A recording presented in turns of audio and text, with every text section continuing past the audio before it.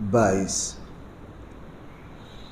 آیت نمبر ہے 22۔ بسم اللہ الرحمن الرحیم۔ الحمد للہ رب العالمین والصلاة والسلام علی سید الانبیاء والمرسلین وعلی آلہ واصحابہ اجمعین۔ اما بعد فاعوذ باللہ من الشیطان الرجیم۔ بسم اللہ الرحمن الرحیم۔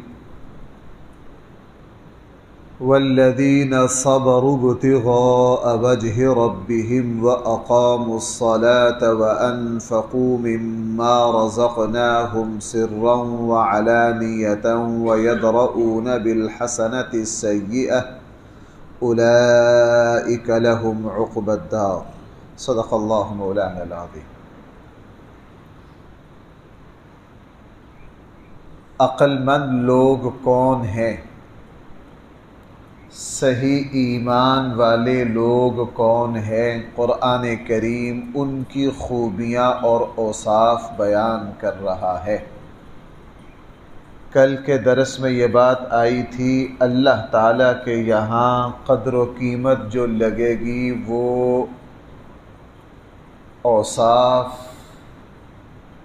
خوبیاں، کمالات ان کی وجہ سے لگے گی، اور خوبیوں میں سب سے بڑی خوبی ایمان ہے۔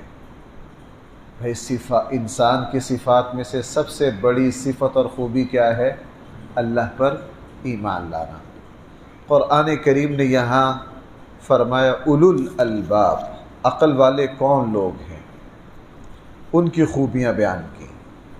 ان میں سے جو آیت ہمارے سامنے ہے اس میں فرمایا کہ عقل مند وہ ہیں صبروا ابتغاء وجہ ربہم، جو اپنے رب کی رضا کو حاصل کرنے کے لیے صبر کرتے ہیں،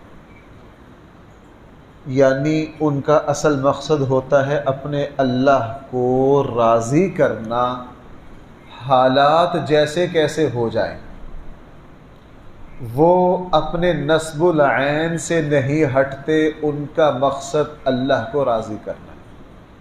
پہلی بات تو بھائی یہ ذہن میں رکھیے، پورے اسلام کا اور اسلام میں جو کچھ ہم کرتے ہیں اس کا مقصد صرف اور صرف اللہ کی رضا کو پانا ہے۔ بھائی مقصد صرف کیا ہے؟ اللہ کی رضا کو پانا ہے۔ مسلمان جو کچھ کرتا ہے، مسلمان معاشرہ، مسلمانوں کی کوئی جماعت، مسلمانوں کا کوئی طبقہ، مسلمانوں کا کوئی گروہ جو کچھ کر رہا ہے، ان کا بنیادی مقصد یہ ہونا چاہیے کہ ہم اللہ کی رضا کو پالیں۔ یہاں فرمایا کہ وہ اللہ کی رضا کو پانے کے لیے صبر کرتے ہیں، یعنی اگر کوئی پریشانی آ جائے اس کو بھی برداشت کرتے ہیں، کس لیے کہ ہمارے اللہ کی رضا اسی میں ہے، اور دنیا کی لذتوں سے، گناہوں سے اپنے آپ کو بچاتے ہیں، اس کا مقصد بھی بھائی صرف کیا ہے؟ اللہ تعالیٰ کی رضا کو پانا۔ مستقل مزاجی کے ساتھ، پورے ٹھہراؤ کے ساتھ اپنے آپ کو نیکی پر جما کے رکھنا، بھائی یہ آسان کام نہیں ہے۔ میں اور آپ اس دنیا میں سانس لے رہے ہیں، ہمارے دائیں بائیں حالات، ہمیشہ اس پر اپنے آپ کو قائم رکھنا کہ میرا مقصد اللہ کی رضا کو پانا ہے، یہ ایک محنت، بہت ہی محنت والا کام ہے۔ چونکہ دنیا میں ہم ادھر ادھر متوجہ ہوتے ہیں، جیسے ایک بندہ بازار میں جا رہا ہو نا، اور بازار سے گزرتے ہوئے وہ اپنی نظر کو کسی ایک جگہ یا اپنی فہم اور اپنی سمجھ کو ایک جگہ رکھ نہیں سکتا، چونکہ بازار میں ادھر کوئی چیز ہے، ادھر کوئی چیز ہے، کبھی کوئی بندہ مل گیا۔ لیکن اگر کوئی خوش نصیب، اگر کوئی مقدر والا اللہ تعالیٰ اس کو یہ نعمت دے دے کہ وہ دنیا میں جو کچھ کر رہا ہے اس کا مقصد صرف اللہ کو راضی کرنا ہے، اگر کسی کو یہ نعمت مل گئی تو اس نے اپنے مقصد کو پا لیا۔ اسی لیے وہ جو مشہور حدیث ہے نا رسول اللہ صلی اللہ علیہ وسلم نے فرمایا اگر تو نے کسی کو کچھ دیا، کس کے لیے؟ اللہ کے لیے، دینے سے انکار کر دیا، کس کے لیے؟ اللہ کے لیے، کسی سے محبت کی، اللہ کے لیے، کسی سے بغض رکھا، اللہ کے لیے۔ اب اس حدیث میں کیا فرمایا؟ تم نے جو کچھ بھی کیا ہے بھائی کس کے لیے؟ اللہ کے لیے۔ یہ کیفیت جب مضبوط ہو جاتی ہے نا، مومن پھر تقویٰ کے بہت بلندیوں پر چلا جاتا ہے، یہاں تک کہ وہ تو پھر دنیاوی معاملات بھی بھائی اس کے کس کے لیے ہوتے ہیں؟ اللہ کے لیے ہوتے ہیں۔ اور یہ ایک ایسی خوبی ہے، اگر یہ میں نے بار بار عرض کر رہا ہوں، اگر یہ کیفیت دل میں پیدا ہو جائے تو پھر انسان دنیا کے جھگڑوں سے، پھڈوں سے، ہر چیز سے بچ جاتا ہے۔ مثلا میں مثال دے کے عرض کروں، رشتہ داروں میں سے کسی رشتہ دار کی مدد کی ہے اللہ کے لیے، بعد میں اس رشتہ دار سے انبن ہو گئی تو اس کو کوئی پریشانی نہیں ہوگی کہ یار میں نے اس پر احسان کیا تھا، فلاں کیا تھا، اس کی توجہ کس پر جائے گی؟ میں نے تو کس کے لیے کیا تھا؟ اللہ کے لیے کیا تھا۔ ایک استاد ہے، اس نے اپنے شاگردوں کو اللہ کے لیے پڑھایا، شاگردوں نے قدر کی نہ کی، وہ کہے گا مجھے اس سے کوئی لینا دینا نہیں، میں نے تو بدلہ کس سے لینا۔ اس لیے اللہ کے نبی بار بار کیا فرماتے رہے ہیں، ہر نبی کی زبان سے کہا گیا قُلْ لَا أَسْأَلُكُمْ عَلَيْهِ أَجْرًا، ہم تم سے کسی طرح کا کوئی بدلہ، کوئی معاوضہ نہیں مانگتے، ہمیں تم سے کوئی لینا دینا نہیں۔ اس لیے انبیاء علیہ السلام کو اللہ تعالیٰ ایک ایسی لذت دیتا ہے، ان کی نظر ہر حال میں صرف اور صرف کس کی طرف ہوتی ہے؟ اس لیے بھائیو، اگر میں اور آپ دنیا میں ہم جب بھی مفادات کے لیے کوئی کام کریں گے پھر انسان کو دکھ اٹھانا پڑتا ہے۔ دیکھو میری بات سنو، میں تو یہاں تک عرض کرتا ہوں، ہم سب اپنی اولادوں پر جو کچھ خرچ کر رہے ہیں نا، وہ بھی صرف اور صرف فطرت کے تحت نہ کریں، پھر انسان کو تکلیف ہوتی ہے۔ بھائی انسان کو پھر کیا ہوتی ہے؟ تکلیف ہوتی ہے۔ اپنے بچوں کی تعلیم پر خرچ کر رہے ہیں، بچوں کی شادی کر رہے ہیں، ان کے ساتھ ان کے لیے رہائش بنا رہے ہیں، یوں سمجھ کر بنائیے کہ اللہ نے میری کفالت کی ڈیوٹی لگائی ہے، میں تو اپنے اللہ کے حکم کو پورا کر رہا ہوں۔ اس کا فائدہ یہ ہوگا، اللہ نہ کرے، اللہ نہ کرے، اگر کسی کے اولاد نافرمان بھی نکل آئے نا، نافرمان بھی نکل آئے تو یہ بندہ ٹوٹے گا نہیں، یہ کہے گا میرا مقصد تو صرف اور صرف کیا تھا؟ اللہ کی رضا۔ آپ کو میں وہ مشہور واقعہ سیدنا صدیق اکبر رضی اللہ عنہ کا، سورہ نور میں بھی اس کا تذکرہ ہے، تیسرے رکوع میں، وَلَا يَأْتَلِ أُولُو الْفَضْلِ مِنْكُمْ وَالسَّعَةِ أَنْ يَأْتُوا أُولِي الْقُرْبَى۔ حضرت عائشہ رضی اللہ عنہا پر جب تہمت لگی تو سادہ مزاجی سے 3 مخلص بھی بیچ میں انوالو ہو گئے۔ ان میں سے ایک کون ہے؟ حضرت مصطح، اور اسلام کے عظیم الشان شاعر حضرت حسان بن ثابت۔ حضرت مصطح بھی منافقوں کی بات میں آ گئے۔ اب حضرت مصطح جو ہیں بدری صحابی ہیں، حضرت ابو بکر کے خاندان کے ہیں، غریب ہیں، ان کی کفالت بھائی کون کر رہے تھے؟ سیدنا صدیق اکبر، خرچہ صدیق اکبر ہی دیتے تھے۔ سیدنا صدیق اکبر کو جب پتہ چلا نا تو بڑا صدمہ ہوا، حضرت عائشہ کو کوئی پتہ نہیں تھا۔ حضرت مصطح کی والدہ کے ساتھ رات کو باہر قضائے حاجت کے لیے گئی، اور اچانک حضرت جو مصطح ہے نا، ان کی والدہ کو ان کی زبان سے کلمہ نکلا ٹھوکر پر، مصطح کو برا بلا کہا، بیڑا غرق ہو جائے مصطح کا۔ ماں کہہ رہی ہے، کون کہہ رہی ہے؟ ماں۔ حضرت عائشہ نے کہا آپ اپنے بیٹے کو کیوں برا بلا کہتے ہیں؟ کہتے ہیں بچی تجھے نہیں پتا وہ کیا کہا اس نے۔ حضرت عائشہ نے کہا کیا کہا؟ حضرت عائشہ کو کوئی پتہ نہیں تھا باہر کیا ہو رہا ہے۔ جب مصطح نے بتایا تو حضرت عائشہ کو بڑا صدمہ ہوا، اور جب صدیق اکبر کے علم میں آئی کہ مصطح بھی اس طرح کی بات کرتے ہیں تو قسم کھا لی کہ اس کو تو ایک کھوٹی پوڑی بھی نہیں دوں گا نا۔ بعد میں پھر قرآن کی آیات اتری، حضرت عائشہ کی برات کو قرآن نے بیان کیا۔ اچھا، اب جب قرآن نے بیان کر دیا، اللہ تعالیٰ نے حضرت عائشہ کو، صدیق اکبر کو، رسول اللہ صلی اللہ علیہ وسلم کو دودھ کے دھلے ہوئے کی طرح پاکیزگی کے ساتھ نکال کر قیامت تک ان کی پاکی کو بیان کر دیا، تو حضرت مصطح حضرت ابوبکر اپنی بات پر قائم رہے۔ قرآن نے آ کے کہا نا یأتلی اولو الفضل منکم، قرآن نے صدیق اکبر کے بارے میں بڑے اعلیٰ الفاظ، اولو الفضل، قرآن نے پتہ کیا کہا؟ فضیلت والوں کو اس طرح نہیں کرنا چاہیے۔ بھائی قرآن نے کیا کہا؟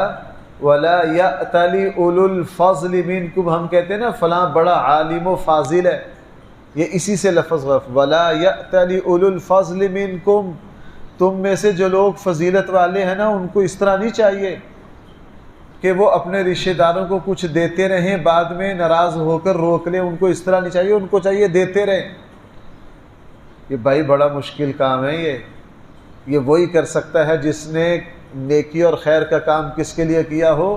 اللہ کے لیے کیا ہو، اللہ کے لیے کیا ہو۔ جب یہ آیت اتری، صدیق اکبر رضی اللہ عنہ حضرت مصطح کے پاس آئے، فوراً اپنی قسم کو توڑا، ان کو دیا جو ماہانہ اخراجات دیتے تھے، اور انہیں یہ بھی کہا کہ جتنے مہینوں کا پیچھے بند کیے رکھا وہ بھی دوں گا، وہ بھی دے دیا، اور پھر یہ بھی کہہ دیا کہ ہر مہینے پہلے جتنا خرچہ دیتا تھا آئندہ مہینے سے ڈبل دیا کروں گا، آئندہ مہینے سے کیا دیا کروں گا؟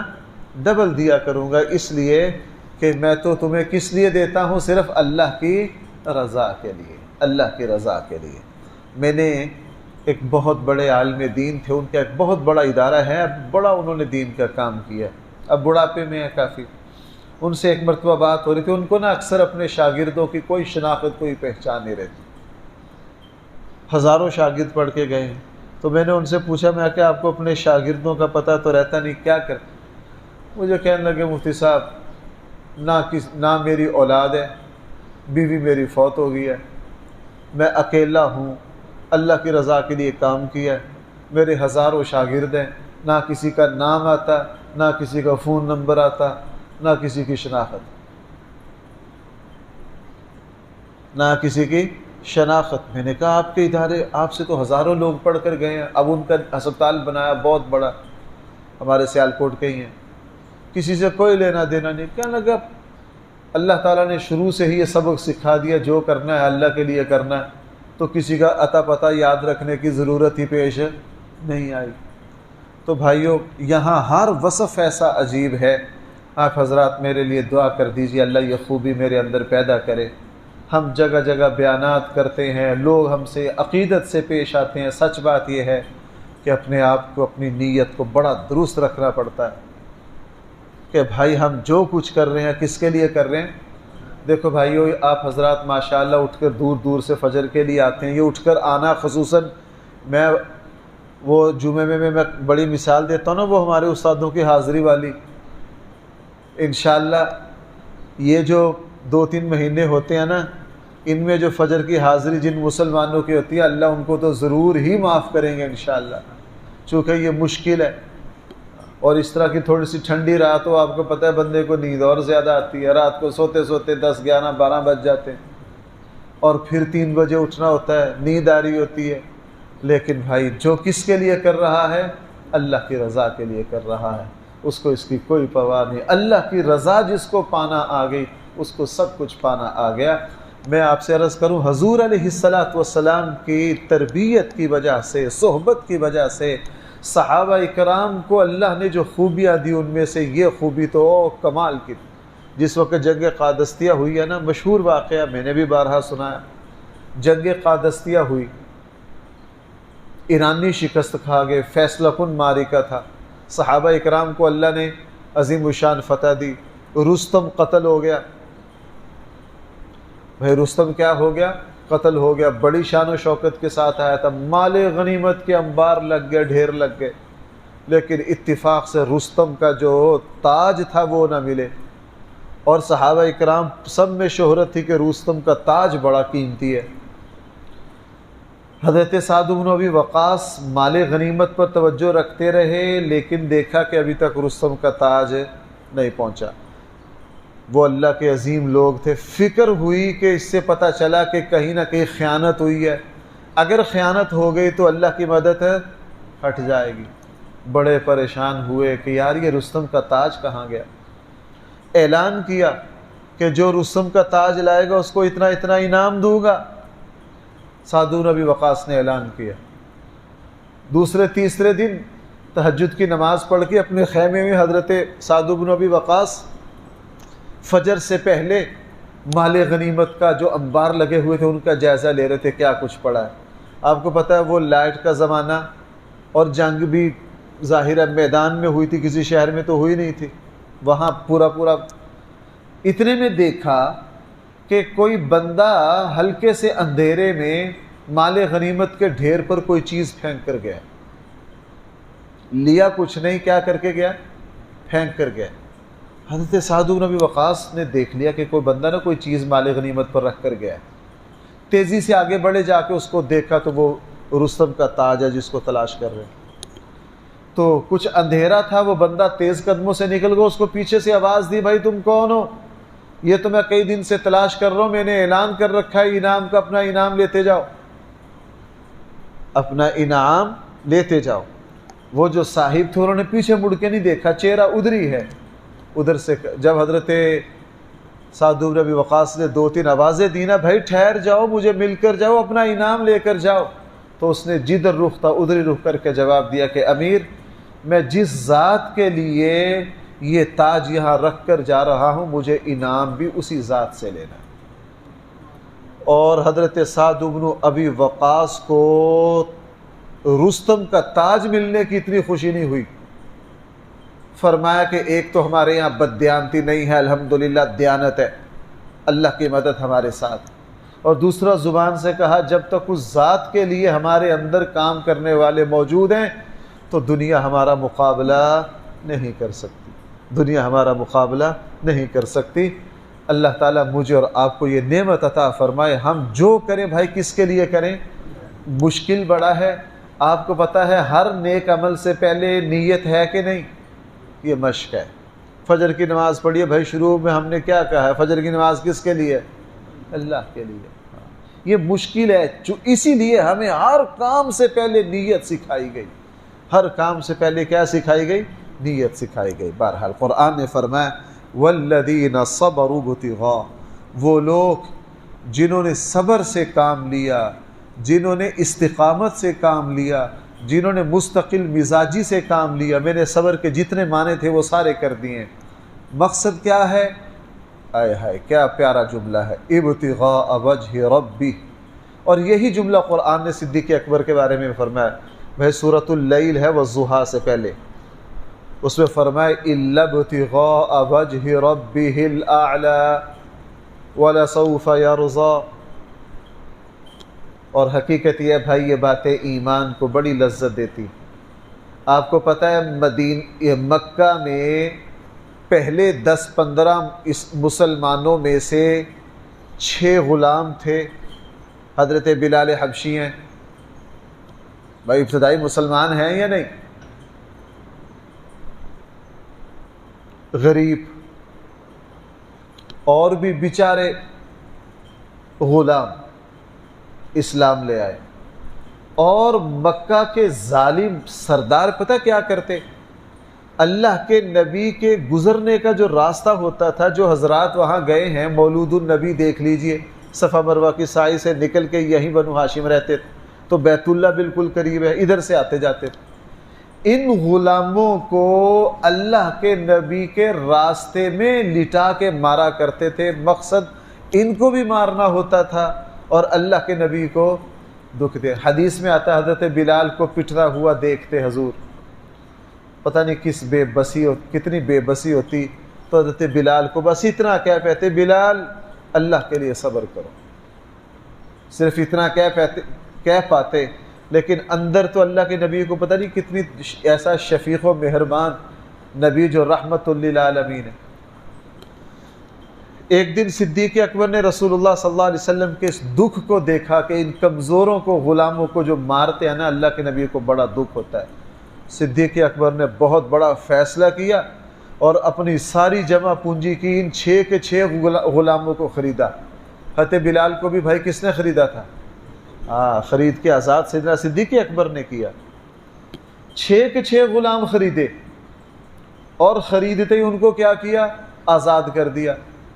اور جب آزاد کر کے گھر گئے نا تو صدیق اکبر کے والد نے صدیق اکبر کو پوچھا تو نے سارا پیسہ اکٹھا، گھر سے پتہ چل گیا ہوگا کہ سارا مال اکٹھا کر کے لے گیا میرا بیٹا، کہا سارا مال کدھر لگا کر آئے ہو؟ کہا اللہ کی راہ میں لگا کے آیا ہوں، ان 6 بندوں کو خریدا ہے اور خرید کے کیا کیا ہے؟ آزاد. والد اس وقت تک مسلمان نہیں ہوئے تھے. صدیق اکبر کو بڑا ڈانٹا، کہا نالائق تو نے سارا مال ہی لگا دیا، اور لگا بھی ایسی جگہ دیا جہاں تجھے کوئی فائدہ نہیں ہوتا. ان غلاموں کو خریدتا جو بعد میں تیرے کام آتے، تو نے تو وہ غلام خریدنے جو تیرے کام. جب ابا جی نے ڈانٹا تو صدیق اکبر کی زبان پر ایک ہی کلمہ آیا کہ ابا جی میں نے ان 6 غلاموں کو خرید کر اپنے مال سے اللہ کے لیے جو آزاد کیا ہے، میرا مقصد صرف اللہ کی رضا کو پانا. بھائی کیا کہا؟ اللہ کی، اور قرآن کی آیات اتری. بھائی اللہ کسی بات پر مہر لگا دیں. ہم فجر کی نماز پڑھ کے گئے ہیں، ابھی وہی تو آنی نہیں، ہم گھر جا کے سوئیں اور خواب میں فرشتہ نظر آ جائے، وہ کہے آج تو فجر پڑھ کے آیا نا، اللہ نے تیری فجر قبول کر لی ہے، تو بھائی اس خواب کو ساری زندگی بھلا پائیں گے ہم؟ حالانکہ خواب ہے، غلط بھی ہو سکتا ہے، لیکن وہی تو غلط ہے. یہاں تو وہی اتری. وہی نے کہا الذی یؤتی مالہ یتزکا، وہ شخص جس نے اپنا مال خرچ کیا اس کا مقصد تزکیہ تھا. وما لأحد عنده من نعمة تجزى الا ابتغاء وجه ربه الاعلى، اس کا مقصد صرف اپنے اللہ کو راضی کرنا تھا. ولسوف يرضى، اوہو اس کی لذت صدیق اکبر سے پوچھیے. ان قریب اللہ اس بندے کو اتنا دے گا، اتنا دے گا کہ اللہ اس کو راضی کر دے گا. وَلَسَوْفَ يَرْضَى. اور اس کا ایک معنی یہ بھی ہے کہ ان قریب اللہ تعالیٰ اس سے راضی ہو جائیں گے. مفسرین نے دونوں معنی لکھے. تو بھائی ہم زندگی میں جو کچھ کریں کس کے لیے کریں؟ اللہ کی رضا کے لیے، اللہ کی رضا کے لیے. ہمارے یہ صبح کا درس ہے، یہاں بچے نہیں ہوتے اس وقت، تو ہمارا یہ ایک نجی درس ہوتا ہے. وہ ایک اللہ والے کا واقعہ پڑا تھا کہ شادی شدہ بھی تھے. بھائی کیا تھے؟ شادی شدہ بھی تھے. اپنی بیوی کے ساتھ جا رہے تھے، آگے ندی آ گئی، اس کو پار کرنا تھا، طغیانی بڑا مسئلہ بنا. تھے اللہ والے، زبان سے کلمہ نکل گیا کہ میں اس ذات کے نام سے اس دریا کو عبور کرتا ہوں کہ میں نے زندگی کا کوئی کام دنیا کا نہیں کیا، زندگی کا کوئی کام دنیا کا نہیں کیا. بیوی ساتھ ہی بیوی بگڑ گئی. اس نے کہا تو نے دنیا کا کوئی کام نہیں کیا، تیرے جو ازدواجی تعلقات ہیں ان کا دین سے کیا لینا دینا؟ جھوٹ بول رہا ہے، یہاں بزرگ بن رہا ہے. تو اللہ والے نے کیا کہا؟ اس نے کہا میں نے واقعی کوئی دنیا کا کام نہیں کیا، میں نے تو نکاح بھی جو کیا ہے وہ بھی صرف اور صرف کس لیے کیا ہے؟ اللہ کے لیے. بھئی حدیث میں کیا ہے؟ ازدواجی تعلقات پر بھی صدقہ ہے یا نہیں؟ صحیح حدیث ہے. یہ کس کے لیے؟ ہر کسی کے لیے تھوڑا ہے. جس کا مقصد پاک دام. اکثر میں نکاح کے موقع پر 7-8 نیتیں نکاح کی بیان کرتا ہوں. یہ تو اس مسلمان کے لیے جس نے نکاح صرف کس لیے کیا. اس لیے بھائیو یہ دین امانت ہے صاف صاف پہنچانا. ہم میں سے ہم اپنی بیوی بچوں پر اگر اللہ کا حکم سمجھ کر، اپنا فریضہ سمجھ کر خرچ کریں گے تو اس پر بھی صدقے کا ثواب ہے. اس پر بھی کیا ہے؟ صدقے کا ثواب ہے. اس لیے فرمایا والذین صبروا، وہ لوگ جو مستقل مزاجی سے دین پر عمل کرتے ہیں ان کا مقصد صرف اور صرف کیا ہے؟ ابتغاء وجہ ربہم، اپنے رب کی رضا کو پانا. یہ بھی عقل مند لوگ ہیں. آگے اور بھی اوصاف ہیں، ابھی سلسلہ کلام چل رہا ہے. اللہ تعالی ہم سب کو صحیح فہم عطا فرمائے. الحمدللہ رب العالمین، والصلاة والسلام على سید الانبیاء والمرسلین وعلى آلہ واصحابہ اجمعین. ربنا آتنا فی الدنیا حسنہ